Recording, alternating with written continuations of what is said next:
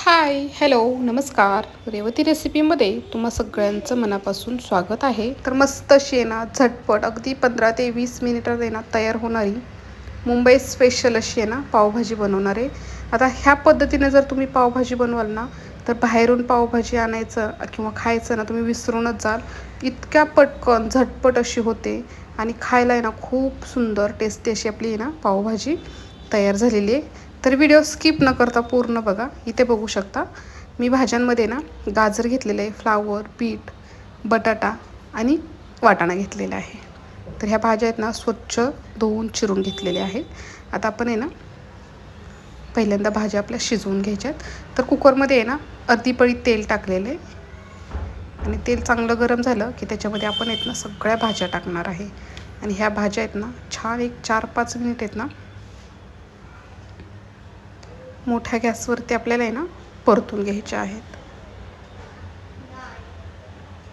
छान अशा परतायच्या. अगदी झटपट अशी आपली नाही पावभाजी आहे ना तयार होते. हे बघा छान अशा भाज्या परतल्या आहेत. आता ह्याच्यामध्ये आपण पाणी टाकणार आहे. तर पाणीसुद्धा आहे ना आपल्याला जास्त टाकायचं नाही आहे.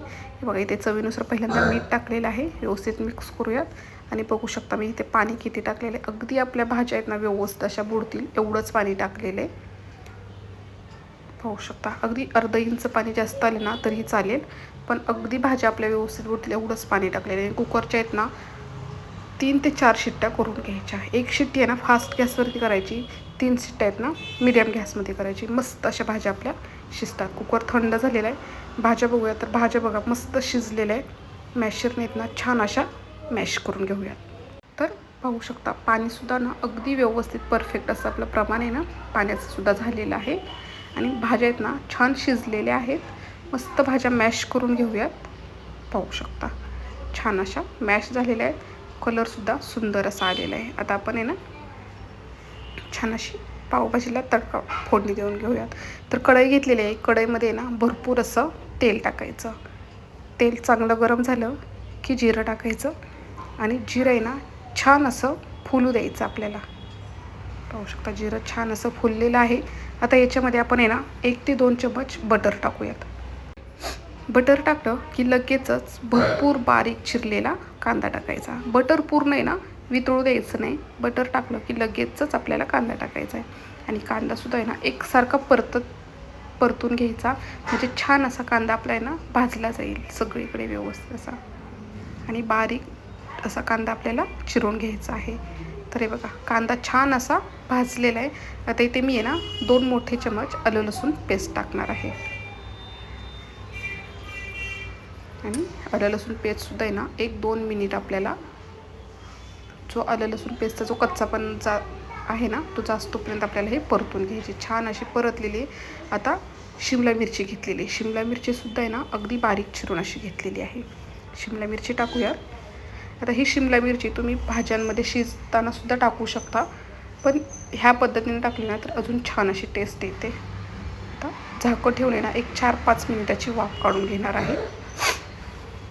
तर मस्त अशी शिमला मिरची आपली ना एकदम मऊमऊशी झालेली आहे. याच्यामध्ये 2 मोठे टोमॅटो आहेत ना ते बारीक चिरून घेतलेले. टोमॅटो घेते नाही ना असा लाल बुंद असा टोमॅटो घ्यायचा. टोमॅटो टाकला ना की थोडंसं चवीनुसार मीठ टाकायचं. आपण भाज्या शिजतानासुद्धा मीठ टाकलेलं आहे, त्या हिशोबाने मीठ टाका. मिक्स करूयात व्यवस्थित आणि पुन्हा झाकण ठेवूयात आणि पुन्हा एक 3-4 मिनिटाची ना बारीक गॅसवरती वाफ काढूयात. म्हणजे टोमॅटो शिमला मिरची आपली ना छान अशी मऊ शिजली जाईल व्यवस्थित अशी. तर मग व्यवस्थित मिक्स करून घेऊयात. पाहू शकता मस्त आहे ना. बघू शकता तुम्ही शिमला मिरची किंवा टोमॅटो पण आपला आहे ना अगदी मऊ असा भाजलेला आहे.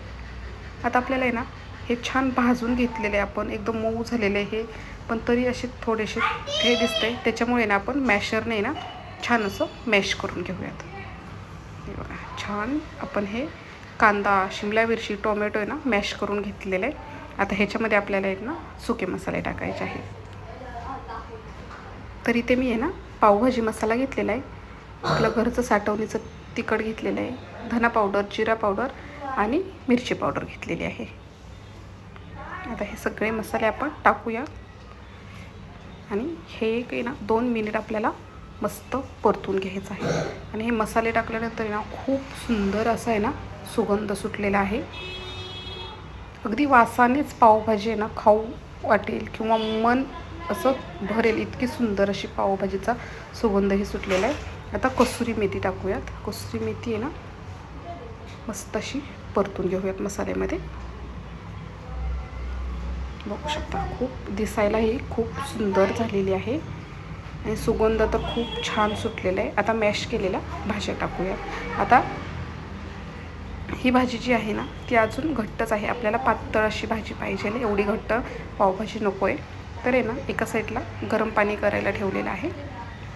थंड पाण्याचा वापर करायचा नाही, गरमच पाण्याचा वापर करायचा. व्यवस्थित असं हे मिक्स करूयात आणि बघू शकता किती मस्त असा आहे ना कलर आलेला आहे आणि सुगंधही सुटलेला आहे.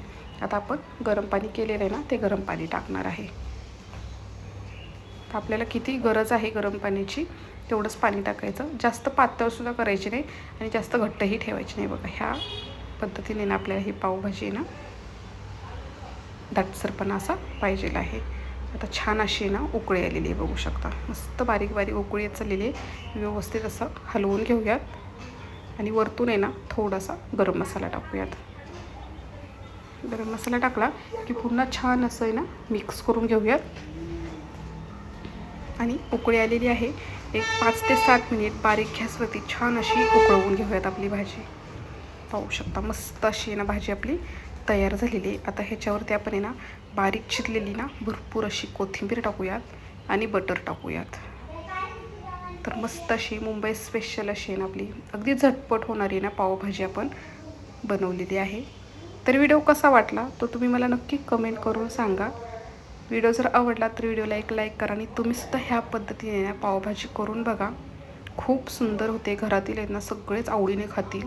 इतकी सुंदर अशी झालेली आहे. व्हिडिओ बघितल्याबद्दल तुम्हा सगळ्यांचे मनापासून धन्यवाद.